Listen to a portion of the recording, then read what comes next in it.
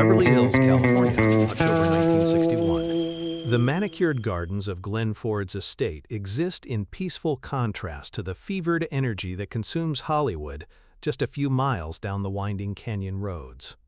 Here, beneath the spreading branches of century-old oak trees, silence carries weight and meaning that the constant chatter of industry gossip can never achieve. The evening air carries the scent of jasmine and night-blooming cereus, mixed with the distant aroma of wood smoke from chimneys throughout the hills. Somewhere in the darkness, an owl calls to its mate, the sound floating across perfectly maintained lawns that speak of quiet success achieved through disciplined work rather than flashy publicity. This is where Glenn Ford retreats from the manufactured urgency of studio life, finding solace in surroundings that reflect his preference for substance over spectacle. The house itself embodies understated elegance, Spanish colonial architecture that speaks of California's romantic past, rather than its neon-saturated present. Ford sits on his terrace overlooking the garden, 45 years old and carrying himself with the same quiet authority that has defined his screen presence throughout 2 decades of professional success. A glass of bourbon rests untouched on the stone table beside him while he contemplates the lights of Los Angeles spreading across the valley floor like a galaxy fallen to Earth. The past months have brought increasing pressure from studio executives concerned about changing audience tastes and the rise of new stars who represent different values than those Ford embodies. But here, in the sanctuary of his own space, such concerns fade into insignificance against the larger rhythms of evening and silence. The sound of a car engine climbing the steep driveway breaks the peaceful stillness, followed by the soft closing of a door and hesitant footsteps on gravel.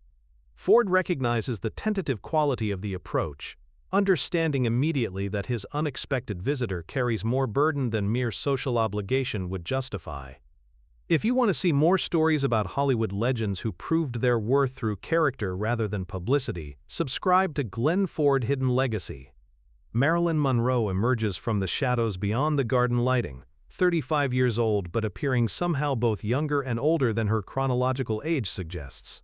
Her face carries the luminous beauty that has made her the most recognizable woman in America, but her posture speaks of exhaustion that no amount of makeup can conceal. She wears simple clothes rather than the carefully constructed glamour that defines her public appearances, her blonde hair pulled back in a manner that emphasizes her vulnerability rather than her sexuality. This is Norma Jean seeking refuge, not Marilyn Monroe making an entrance. "Glenn," she says softly, her voice carrying across the garden with the fragile quality that always surprises people who expect the sultry tones of her screen persona. "I hope you don't mind me dropping by unannounced. I just needed somewhere quiet." Ford rises from his chair with the fluid grace that characterizes all his movements, crossing to where she stands with neither hurry nor hesitation. His presence provides immediate reassurance through its very steadiness, the calm authority of someone who has learned to be comfortable with silence. "Never an imposition, Marilyn," Ford says, his voice carrying the genuine warmth he reserves for the few people he considers genuine friends rather than professional colleagues. "Would you like something to drink?" She shakes her head, then changes her mind with the uncertain gestures of someone whose decision-making processes have been undermined by too many people telling her what she wants. "Maybe just water. Or tea if you have it." Ford disappears into the house briefly, returning with a service that suggests he has anticipated her needs without making them feel burdensome. The simple act of pouring tea becomes a moment of ceremony that provides structure for conversation that might otherwise collapse under the weight of unspoken difficulties. They settle into comfortable chairs positioned to catch the evening breeze, the garden's careful landscaping creating an atmosphere of natural tranquility that stands in sharp contrast to the artificial environments that dominate their professional lives. For several minutes, neither feels compelled to break the silence with unnecessary words. "It's getting harder," Marilyn says finally, her voice barely audible above the whisper of wind through the oak leaves. "Everyone wants something. Everyone has an opinion about what I should do, how I should look, who I should be. Sometimes I feel like I'm disappearing underneath all their expectations, Ford listens without attempting to offer solutions or advice, understanding that her need for silence and acceptance far exceeds any desire for guidance. His own experience with the pressures of stardom has taught him that the most valuable gift one person can give another is the space to exist without judgment or demand. "The studio wants me to be sweeter, more innocent," Marilyn continues, her words coming faster now as the security of Ford's presence allows suppressed feelings to surface. "The directors want me to be sexier, more knowing. The press wants me to be tragic, mysterious, and I just want to be, I don't even know anymore." Ford's expression remains unchanged, but something in his posture suggests increased attention to her words. He has watched talented people destroy themselves, trying to satisfy external expectations that shift like desert sand, and he recognizes the particular exhaustion that comes from fighting battles that cannot be won through conventional means. "You know what I think about when I can't sleep?" Marilyn asks, turning to face Ford directly for the first time since her arrival. "I think about that little girl in the orphanage who used to dream about being loved by the whole world. And I wonder if she knew that being loved by everyone means being known by no one." The words hang in the air between them, carrying implications that extend far beyond the specific circumstances of her celebrity into fundamental questions about identity and authenticity that plague anyone who lives their life in public view. Ford's silence acknowledges the profound nature of her observation, without attempting to diminish its impact through false comfort. "Here, though," Marilyn says, gesturing toward the peaceful garden and the quiet house beyond, "I don't have to be anything for anyone. I can just sit and breathe, and remember what it feels like to exist without performing." Ford nods, understanding that she has identified something essential about the nature of their friendship. In a world where every relationship carries professional implications, and every conversation might be repeated for profit, the simple gift of unconditional acceptance becomes precious beyond measure. The evening continues with sporadic conversation interrupted by comfortable silences, both of them finding restoration in the absence of pressure to entertain or impress. Ford shares occasional observations about his garden or the wildlife that visits it, while Marilyn talks quietly about books she has been reading and places she dreams of visiting someday. As the night deepens and the city lights below begin to thin, Marilyn's exhaustion becomes more apparent, despite the peace she has found in Ford's company. Her movements grow slower and her words come with longer pauses, suggesting that sleep has become both necessary and elusive for reasons that extend beyond simple fatigue. "I should probably go," she says without making any movement toward leaving, her voice carrying the reluctance of someone who dreads returning to circumstances that require constant vigilance and performance. Ford checks his watch with movements that suggest careful consideration rather than impatience. "The guest room is always ready if you prefer to stay. No questions, no explanations needed. Sometimes a good night's sleep is worth more than all the advice in the world." Marilyn's face shows visible relief at the offer. The prospect of waking up in a place where she can remain herself, rather than immediately resuming her public persona, clearly appealing beyond measure. "Are you sure it wouldn't be an imposition?" Ford's slight smile carries genuine amusement at her concern. "The imposition would be if I let you drive home when you're this tired. Besides, the house gets lonely. It's nice to have someone here who appreciates the quiet." She follows him inside, accepting the simple comfort of clean sheets and a room where no cameras can find her, where no telephone can summon her to obligations she lacks the strength to meet.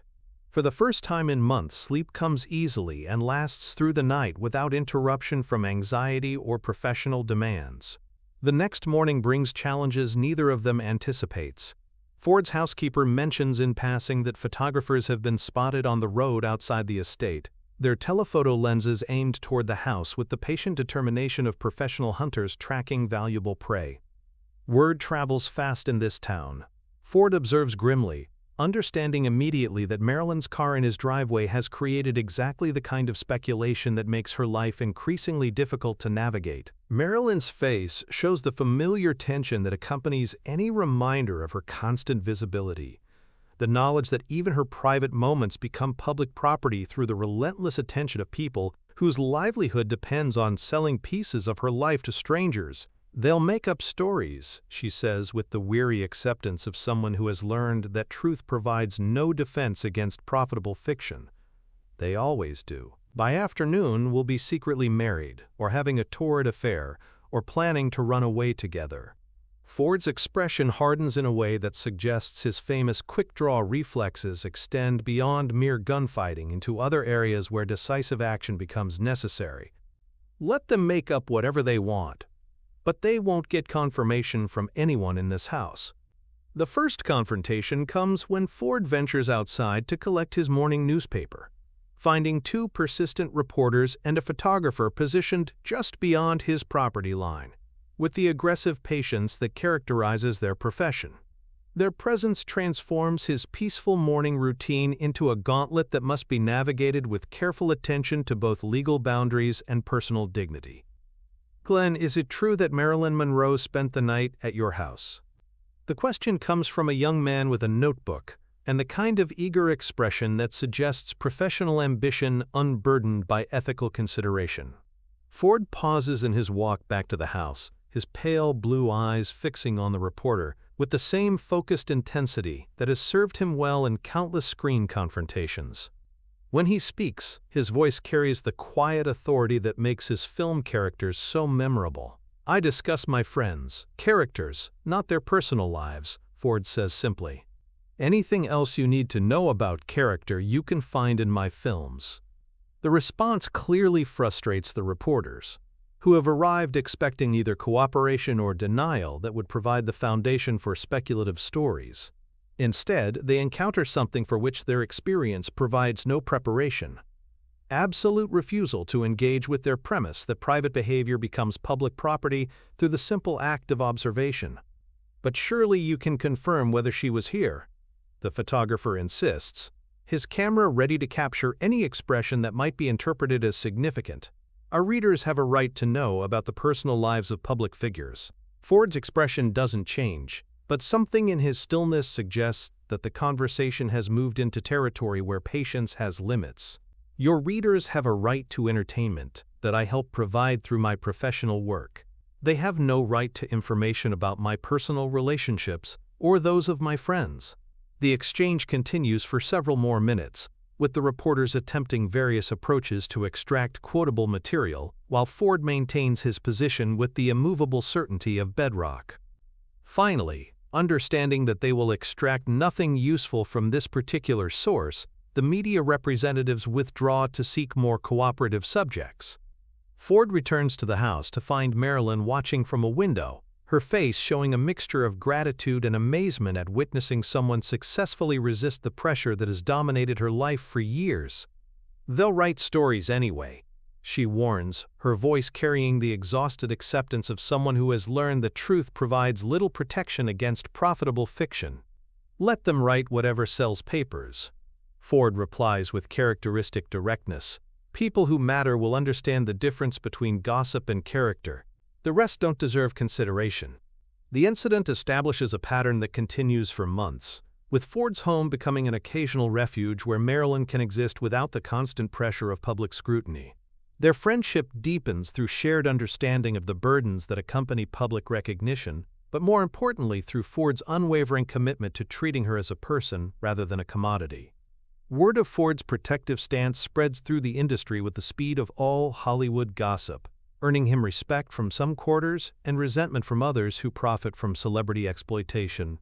But Ford's reaction remains consistent, regardless of pressure: absolute refusal to discuss Marilyn's personal life with anyone for any reason.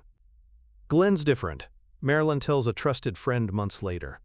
"Most men in this town want something from me, whether it's sex or reflected publicity or just the chance to say they know me. But Glenn just wants me to be okay. He protects my privacy like it's something sacred."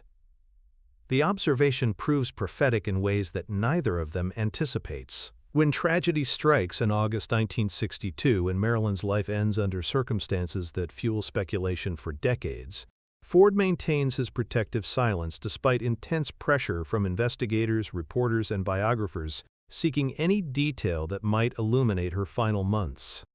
What was her state of mind during your last conversation? The question comes from a detective investigating the circumstances of her death, his professional manner carrying the weight of official authority that intimidates most civilians. Ford's response reflects the same principled stance that has defined his friendship with Marilyn from the beginning. She was a friend who deserved privacy in life and deserves respect in death. Anything beyond that is between her and whatever peace she's found. Years pass, and Ford's reputation for discretion becomes legendary within an industry where most secrets eventually surface through careless conversation or deliberate revelation. But Ford's commitment to protecting Marilyn's memory never wavers, despite countless opportunities to profit from insider knowledge about one of the century's most fascinating figures. "Why don't you write a book about your friendship with Marilyn?" a publisher asks during a casual conversation in the 1970s. The public would be fascinated by an insider's perspective on her real personality and private struggles. Ford's reaction carries the same quiet finality that has characterized his position for over a decade. Some things matter more than money. Some friendships deserve protection even after death. Especially after death. The conversation ends there. As such conversations always do, when people encounter Ford's immovable commitment to principles that transcend professional advantage. His silence becomes part of his legend, proof that genuine honor still exists in a world increasingly dominated by exploitation and betrayal. For more stories about Hollywood legends who proved their character through actions rather than words, subscribe to Glenn Ford Hidden Legacy.